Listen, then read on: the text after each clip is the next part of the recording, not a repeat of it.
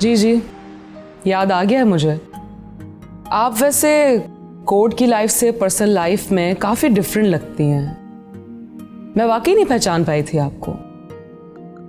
वो क्या है ना, हर इंसान की ज़िंदगी में कुछ पर्सनल मैटर्स होते हैं जिसे वो खुद से ओपनली डिस्कस नहीं करता। अब तो घर के लोग भी नकबजानी पर उतर आए हैं। आज ज़ैनब की प्रेस कॉन्फ्रेंस देखकर खुशी बहुत मायूस हो गई है। और मुकाबला होगा तो ज़ैनब से हार जाओगी तो। आप जैसा मिजाज किसी और के पास का। कामयाबी चाहती हैं तो हमारी मानती जाइए और अपनी करती जाइए। आपका और मेरा साथ पाकिस्तान पार्टी की बुनियादों को हिला के रख देगा। अरे जो दिल में है वो इधर उधर कर दें। हम भी तो बड़े हैं राहों में।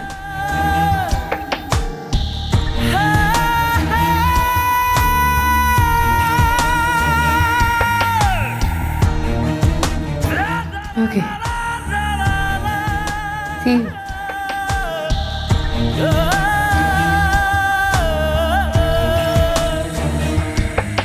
देखेंगे, जरूर देखेंगे।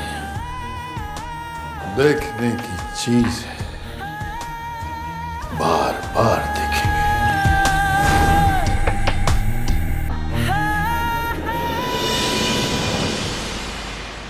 रंगीली जी आपा को कमरे में नाश्ता दे दिया? जी बीबी जी। गुड मॉर्निंग सबको।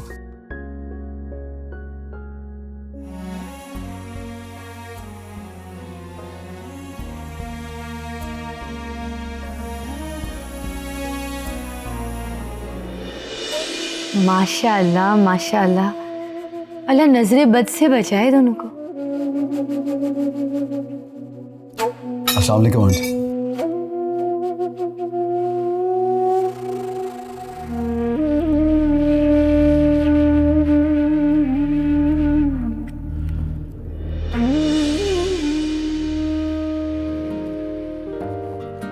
बाबा जान क्या हो गया? नवाब भी तो इंसान होते हैं, उनके चेहरे पे कौन से हीरे लगे होते हैं? और हर इंसान पलता टुकड़ों पर ही है। प्लीज आप एक गरीब आदमी से ये शाही टुकड़े ना छीनें। हाँ लेकिन बेटा और लोग भी तो बैठे हैं। तो क्या हुआ, और लोगों के लिए इतना कुछ है। देखें, केले हैं, सेब हैं, अंडे हैं, टोस्ट है, जूस है, चाय है, क्या नहीं है, मक्खन जैम सब कुछ तो है। और अगर कुछ बच गया तो ले लीजिएगा।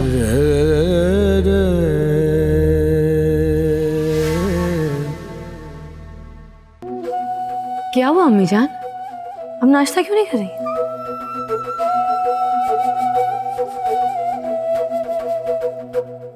क्या हुआ आंटी, खैरियत है? आप नाश्ता करते हुए रो क्यों रही?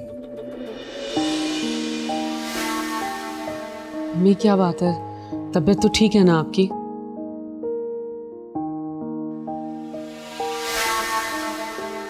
अम्मी जान जवाब दीजिए ना खुशी को। इस घर में सिर्फ इसी को तो सबसे ज्यादा फिक्र रहती है।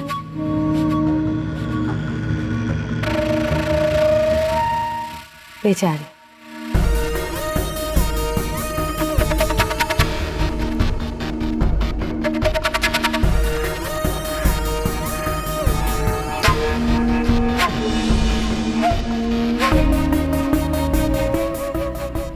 आप दोनों के भरोसा करने का बहुत बहुत शुक्रिया, लेकिन मैं खुद को प्रेसिडेंट के लिए नाअहल समझती हूँ। सदर के लिए मैं अमीर जान से दरख्वास्त करूँगी।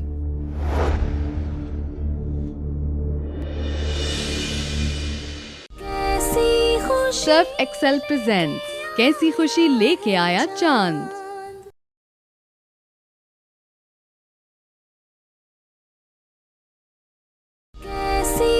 सर्फ एक्सेल प्रेजेंट्स कैसी खुशी लेके आया चांद।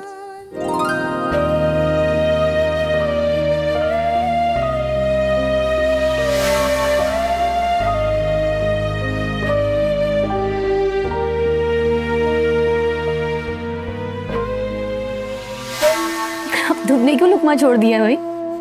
इस घर में नंबरबाजों की तादाद कुछ ज्यादा ही नहीं बढ़ती जा रही है? जैनब,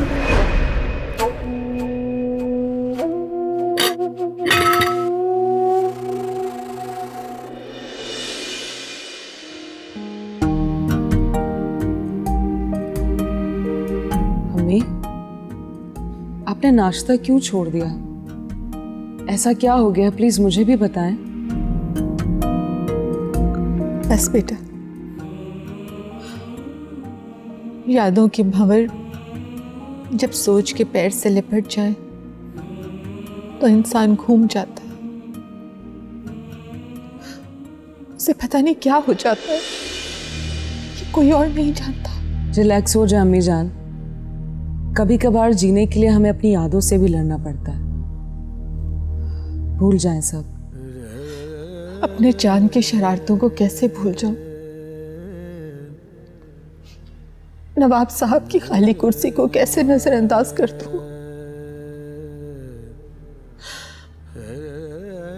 मुझे लुकमा खिलाने वाला चांद आज जब गैरों की तरह मेरे सामने बैठकर आहिस्ता आहिस्ता मुस्कुराता है तो कलेजा मुंह को आता है।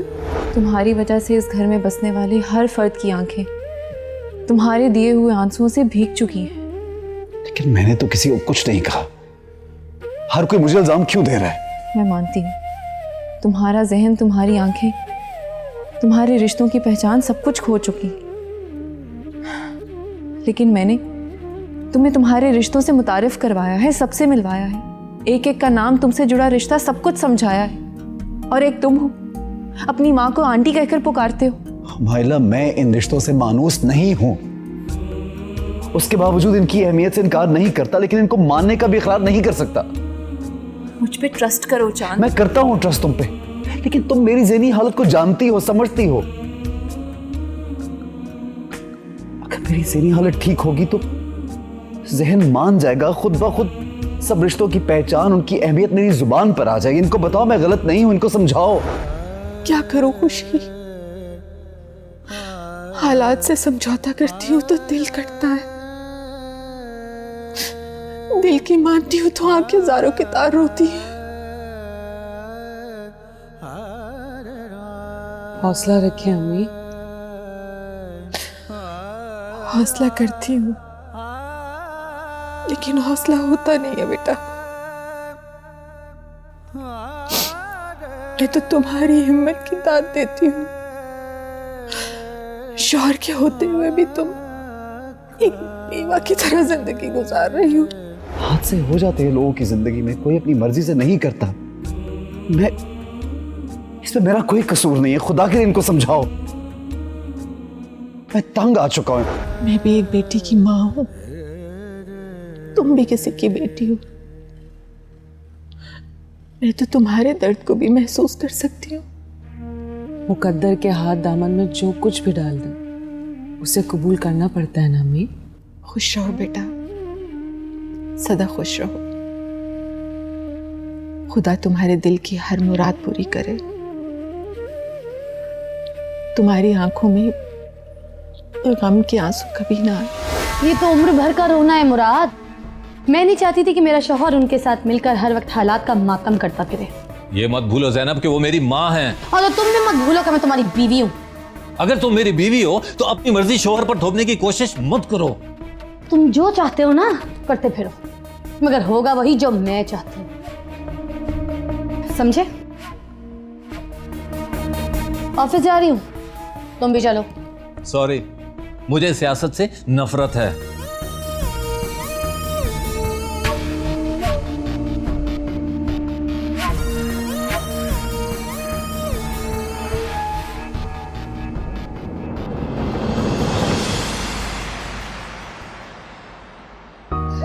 लाए हो माइला जी से मुझे दीजिए। आ जाओ अमन, मेरे को पप्पा बुला रही है। आ जाओ।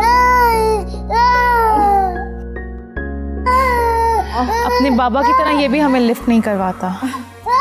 अभी उसे रिश्तों की पहचान नहीं है ना। अच्छा अच्छा चल।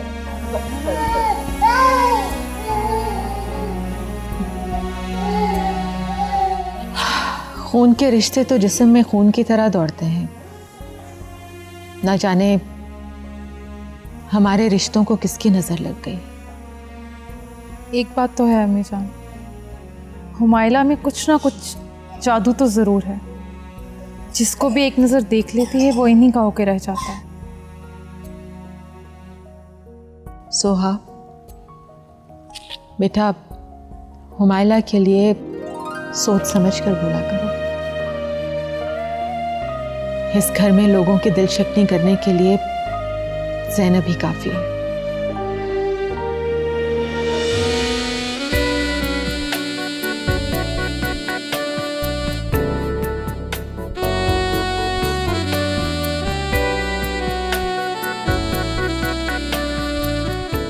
वैसे आज आप कुछ एक्स्ट्रा स्पेशल लग रही हैं। आप भी काफी फ्रेश लग रहे हैं। कोई खास प्रोग्राम है? मेरे लिए आपसे मिलना कोई आम प्रोग्राम होता है।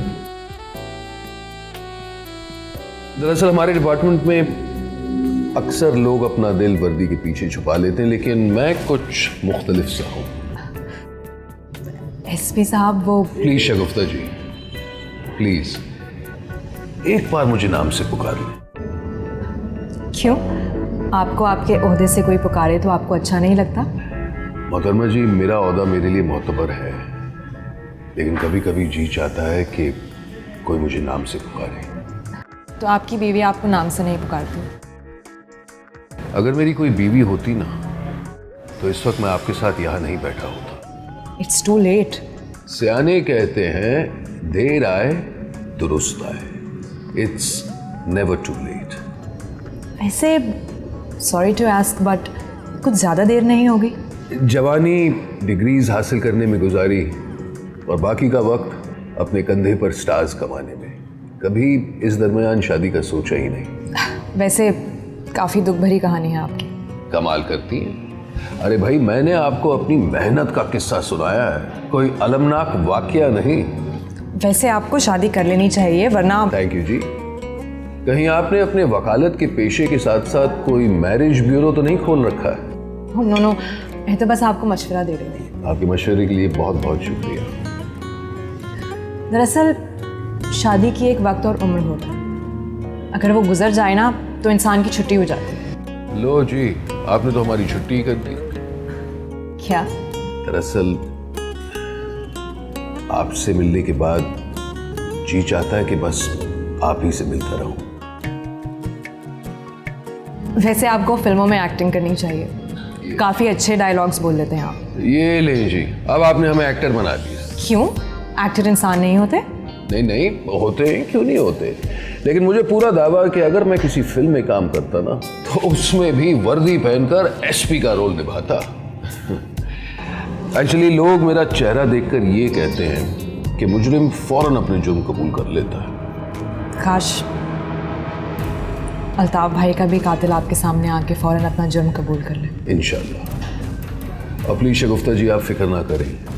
फिलहाल वो आज़ाद सिर्फ इसीलिए है क्योंकि हमारे पास ठोस सबूत नहीं है, मगर कल अगर पुलिस एग्जामिनर वोकल मैच कर देता है और ये साबित कर सकता है कि जमीला बेगम की आवाज़ और फ़ोन कॉल की आवाज़ एक है, फिर आप मेरी कार्रवाई देखिएगा। Thank you very much mister Hussain, you have been a great help. My pleasure.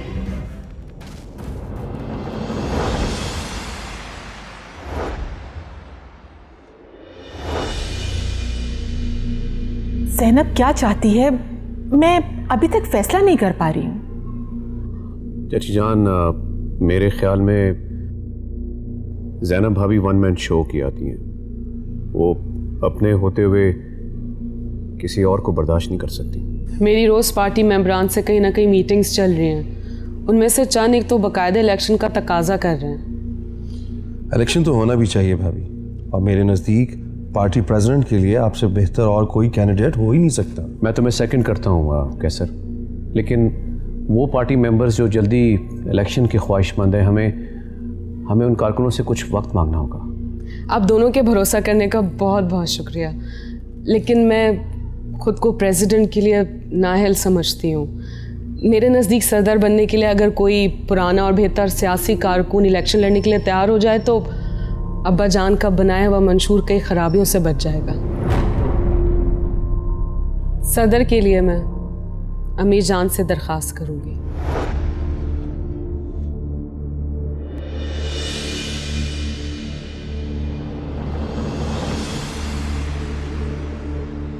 मुझे यकीन है कि मरहूम नवाब वहीदुल्लाह की बेवा उनकी जानशी होनी चाहिए।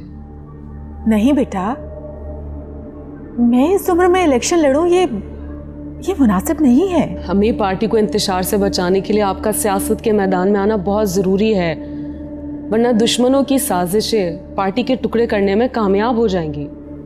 नहीं बेटा,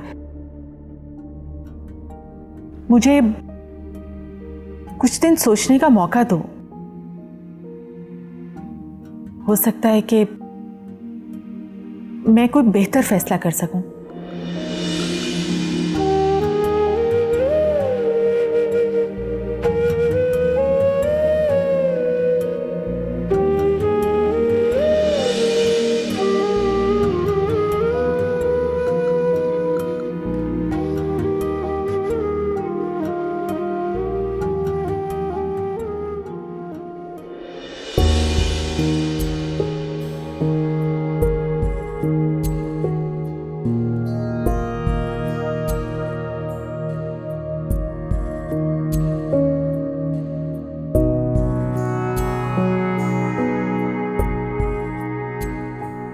आंटी, हुमायला कहाँ पे?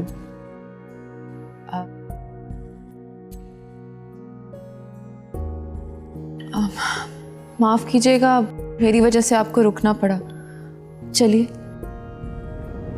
खुशी साथ जा रही है ना, तो फिर वहां तुम्हारे जाने की तो कोई जरूरत नहीं। वैसे भी अमन को कौन देखेगा?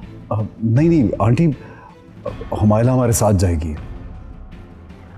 मुझे कोई एतराज नहीं है बेटा, लेकिन घर पर किसी फर्द का होना भी तो जरूरी है। आप बिल्कुल सही कह रही हैं, भला मैं वहाँ जाकर क्या करूँगी? आप लोग जाइए, अमन को फीड भी तो कराना होता है ना। मैं चांद के लिए दुआ करूँगी। अपने सब्र को आजमाना तो कोई हुमायला जी से सीखे। कभी कभी तो ज़ब्त का वो मुकाम छू लेती है कि मुझे डर लगने लगता है।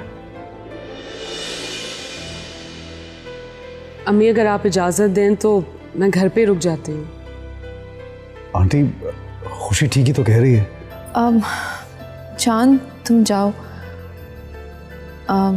हॉस्पिटल में बहुत जर्म्स होते हैं, मैं अमन को लेकर नहीं जा सकती। चलो बेटा, देर हो रही है।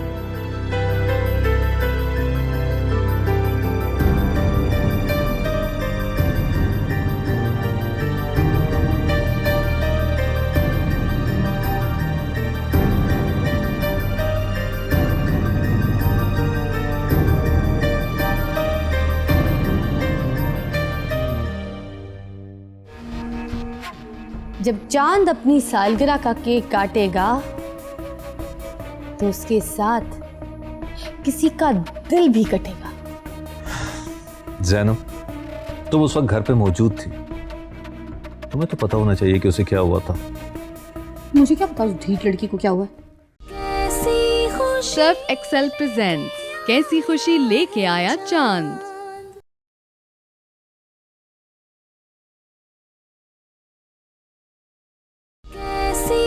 सर्फ एक्सेल प्रेजेंट्स कैसी खुशी लेके आया चांद।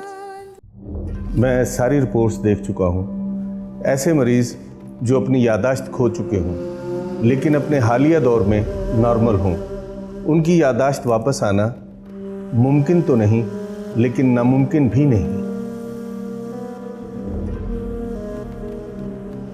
डॉक्टर साहब, क्या चांद अपनी सारी ज़िंदगी इसी अजियत में गुजारेगा कि ये एक मरीज़ है?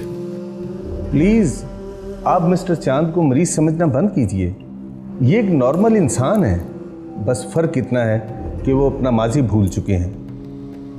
अब इनको ज़िंदगी के कामों में भरपूर हिस्सा लेना चाहिए। मैंने पुराना चार्ट देखकर नई मेडिसिन तजवीज़ की है। प्लीज़ इनको दवा टाइम से देते रहिएगा। लेकिन डॉक्टर साहब, अपने तमाम रिश्तों को फरामोश कर चुका हूँ।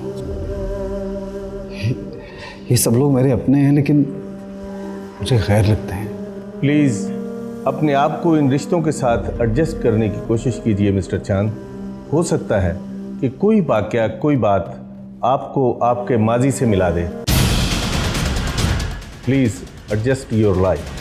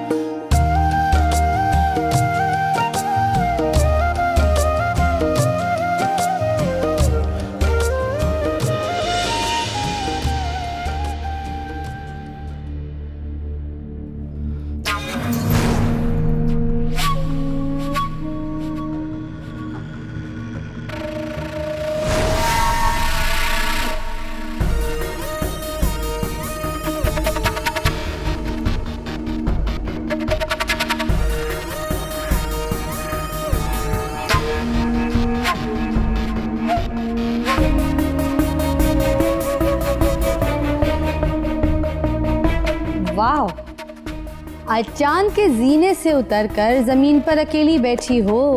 खैर तो है। चांद की आज डॉक्टर के साथ अपॉइंटमेंट थी, सब लोग इसे लेकर वहां गए। और तुम्हें फालतू समझकर घर में अकेला छोड़कर चले गए। हाय री किस्मत, मुझे तो तुम पर तरस आता है।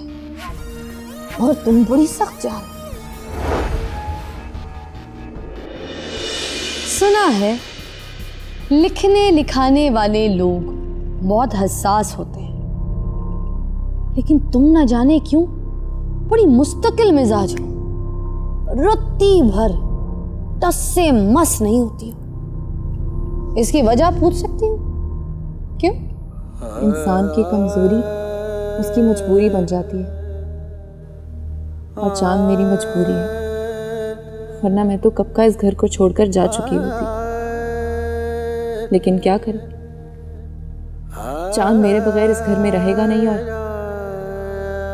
इस घर को चांद के बगैर मैं देख नहीं सकती। या अल्लाह, इतना गुमान। तुम भी शायद भूल रही हो कि चांद अपने बीवी और बच्चे को भी फरामोश कर चुका है। तो तुम क्या चीज हो? मैं भी इसी उम्मीद में यहाँ बैठी हूँ कि शायद चांद को अपनों की शनाख्त हो जाए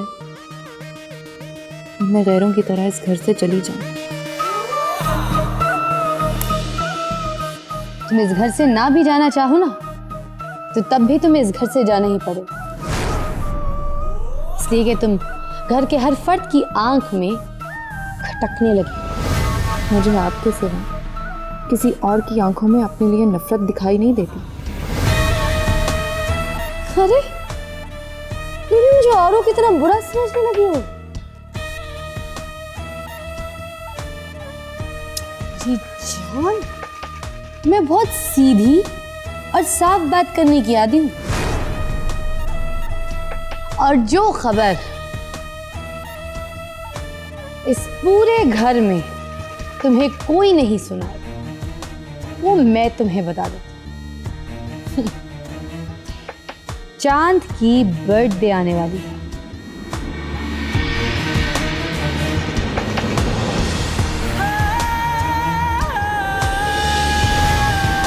और अम्मी जी इस बार अपने बेटे की बर्थडे मरहूम ससुर जी की वजह से बहुत सादगी से मनाएंगे।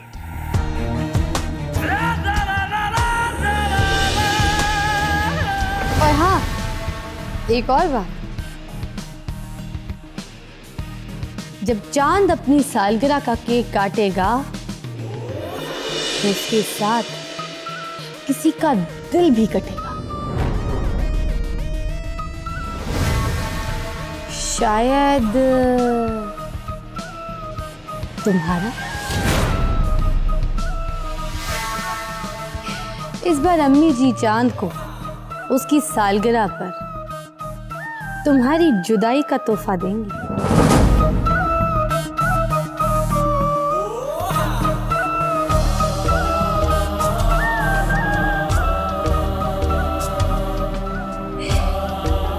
कैसा?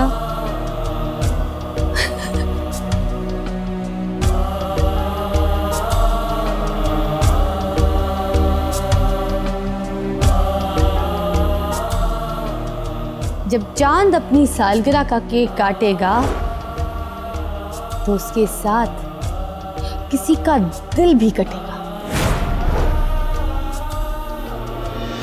जब चांद अपनी सालगिरह का केक काटेगा तो उसके साथ किसी का दिल भी कटेगा। इस बार अम्मी जी चांद उसकी सालगिरह तुम्हारी जुदाई का तोहफा देंगी। जुदाई का तोहफा देंगी। जुदाई का तोहफा देंगी। जुदाई का तोहफा देंगी। जुदाई का तोहफा देंगी। जुदाई का तोहफा देंगी।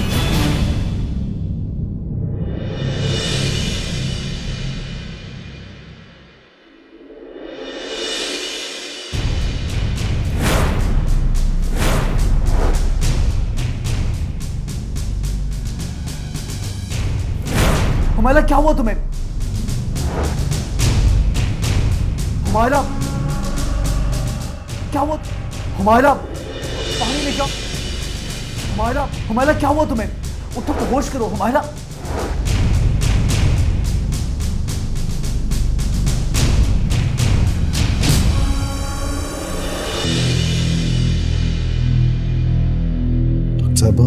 अभी ठीक तो है?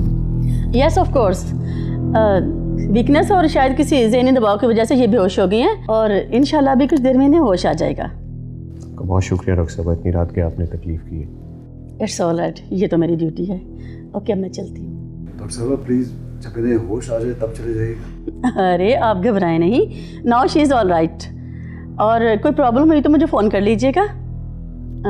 आप सब लोग रेस्ट करें, कमरे में ज़्यादा सफोकेशन ना होने दें। जी आप प्लीज बस फोन ऑन रखिएगा ताकि अगर कोई इमरजेंसी ना हो कॉल कर सकें। जी ज़रूर। आइए मैं आपको छोड़। आइए।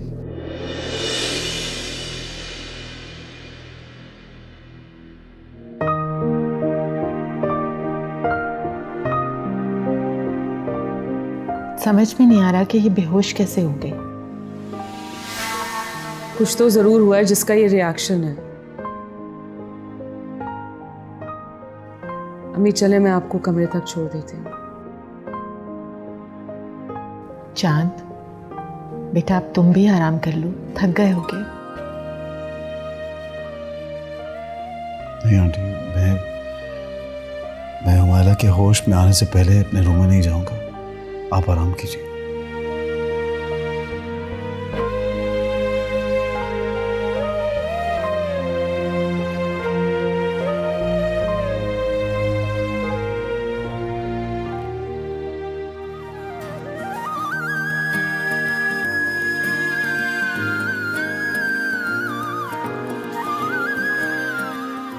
प्लीज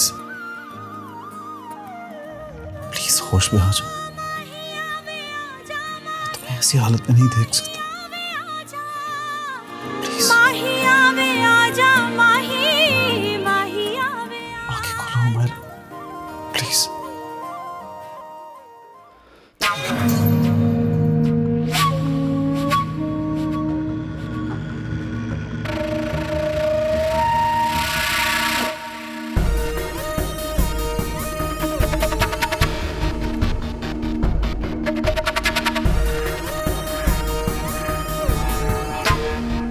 कि तुम इतनी परेशान क्यों बैठी हुई?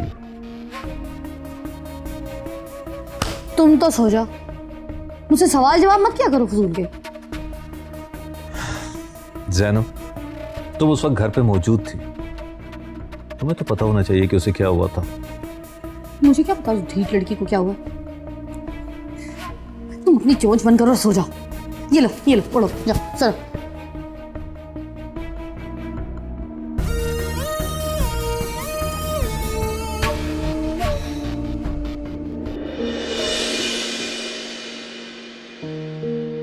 अम्मी,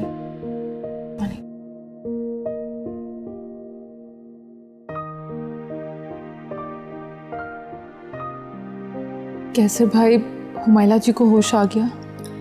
नहीं, अभी भी बेहोश है। मैं चांद की माँ हूँ, वो बेटा है मेरा। मैं उसे देख रही थी कि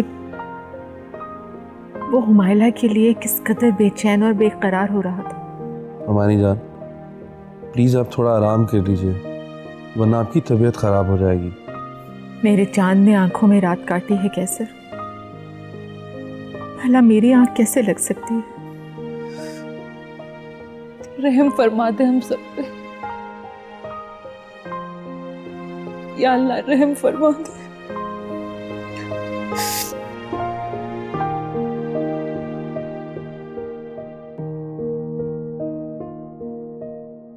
अरमान साहब, मैं तो गुमशुदा रास्ते के मुसाफिर हूँ। आप अपने लिए कोई और रास्ता तलाश कर लें।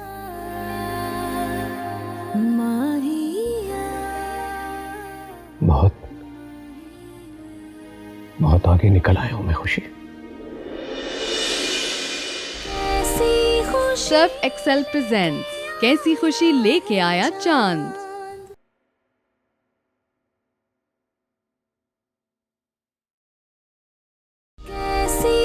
शेफ एक्सेल प्रेजेंट्स कैसी खुशी लेके आया चांद।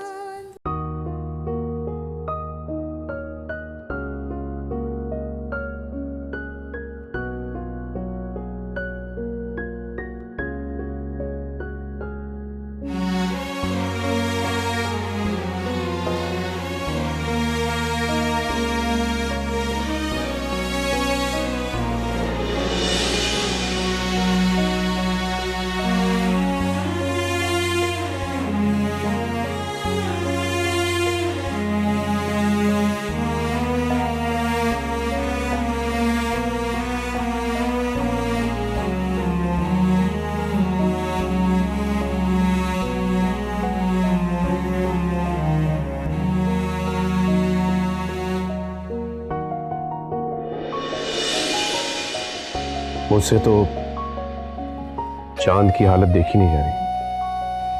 जब कोई किसी से प्यार करता है तो फिर वो अपनी हालत नहीं देखता, वो उस चेहरे को देखना चाहता है जिसको देखकर उसके दिल को तस्कीन मिलती हो। मैं चांद को कई बरसों से जानता हूं। मैंने पहले कभी उसे किसी लड़की की मोहब्बत में जुनून की सद तक जाते हुए नहीं देखा। मोहब्बत में दीवानगी ना हो तो मोहब्बत करने वालों का दिल उस खाली मकान की तरह होता है जिसमें कोई नहीं रहता। वहशत और दीवानगी ही तो प्यार की अलामत है। चांद के ज़हन में पहले ही धुन सी छाई हुई है। अगर उसने मज़ीद कोई स्ट्रेस लिया तो उसकी हालत बिगड़ सकती है। आप भी कमाल करते हैं अरमान साहब, भला मोहब्बत में फ़ायदा और नुकसान कौन देखता है? तुमने ठीक कहा। कभी कभी दिल वालों को अपने दिल पर पाँव रखकर लम्हों के पुलसरात से गुजरना पड़ता है। वक्त हमारा हाथ पकड़कर उस दुराई पर ला खड़ा किया है जहां रास्ते का इंतखाब करना मुश्किल हो गया है। समझ में नहीं आता जिंदगी का सफर जो हम कर रहे हैं, आखिर इसकी मंजिल क्या है? कुछ लोग रास्तों में ही मिलते हैं और रास्तों में गुम हो जाते हैं। अरमान साहब, मैं तो गुमशुदा रास्ते की मुसाफिर हूं। आप अपने लिए कोई और रास्ता तलाश कर लें।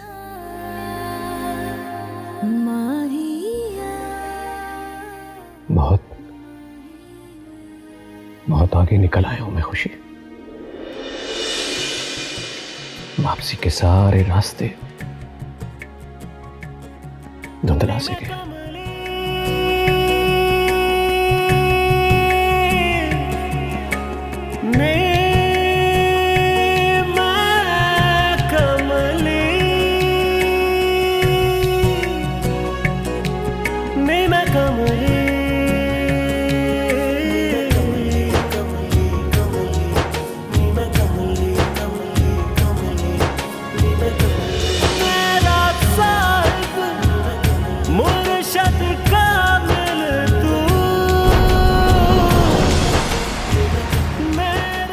जानता हूं कि आंख छलक जाए तो आंसू गिरते हैं और दिल रोए तो खून टपकता है। मैं तुम्हारा बाप हूं नहीं। तुम्हारी वीरान जिंदगी को देखकर मेरा दिल खून के आंसू रोता है। माफ कीजिएगा, लेकिन कोई कमजर्फ आला ज़र्फी की बात को जान नहीं सकता। कौन सी खुशखबरी सुनाई थी ज़ैनब ने तुम्हें? क्या कहा था उसने तुमसे? अगर हमारे आपसी इख्तलाफात ज्यादा बढ़ गए ना, मेरे पास आपके लिए एक सरप्राइज है, और सरप्राइज भी ऐसा कि आप दोनों खुश हो जाएंगे।